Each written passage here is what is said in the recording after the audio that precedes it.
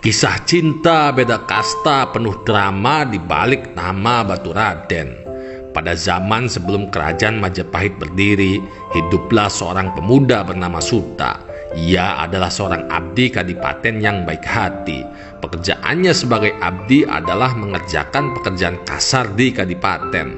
Selain itu, Suta juga bertugas menjaga keamanan wilayah kadipaten dari orang-orang jahat. Pada suatu hari, Suta sedang berjalan-jalan memeriksa sudut-sudut wilayah kadipaten. Kemudian dia mendengar suara perempuan sedang menjerit ketakutan. Suta segera bergegas berlari ke arah sumber suara. Setelah mencari sumber suara tersebut, Suta berhenti di sebuah pohon yang besar. Di salah satu dahan pohon ternyata ada seekor ular besar, dan di dekatnya ada Putri Adipati yang ketakutan melihat ular tersebut.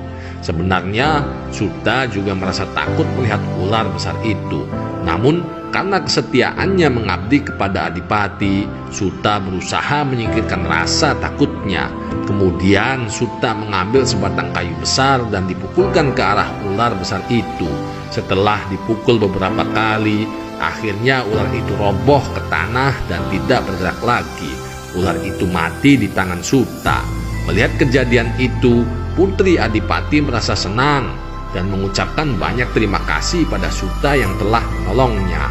Keberanian Suta membuat Putri Adipati menjadi kagum dan menyukainya.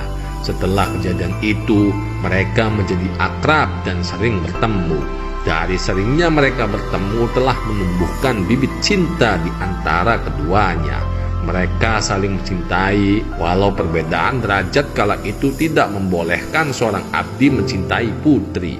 Kanjeng Adipati yang mendengar berita bahwa putrinya menyukai Suta menjadi murka. Adipati merasa malu jika putri yang disayanginya menikah dengan seorang abdi kadipaten yang miskin. Adipati lalu memerintahkan putrinya untuk menjauhi Suta dan tidak boleh ada hubungan di antara keduanya. Putri Adipati menjadi sedih karena dilarang bertemu dengan Suta sang pujaan hati. Setelah itu tersiar kabar yang lebih memprihatinkan. Dari seorang abdi kepercayaan, sang putri mendengar bahwa Suta dimasukkan dalam penjara bawah tanah oleh Kanjeng Adipati.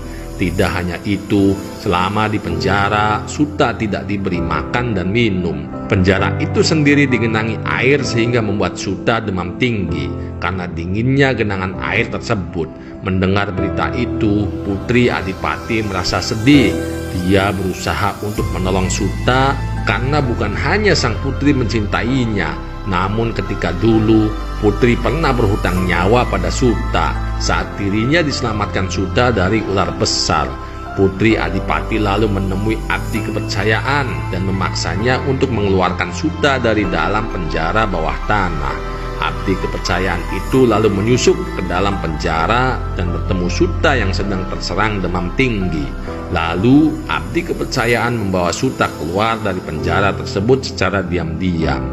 Dia mengatakan bahwa Putri Adipati yang telah menolongnya, dan saat ini Putri sedang menunggu di halaman kadipaten.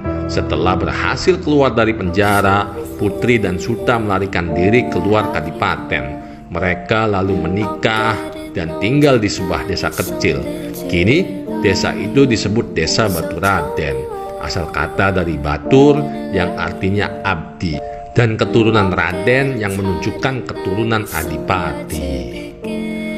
Aduh, jadi ingat kata-kata dari Maya Angelou, Bray, penyakit dunia keturunan Afrika Amerika.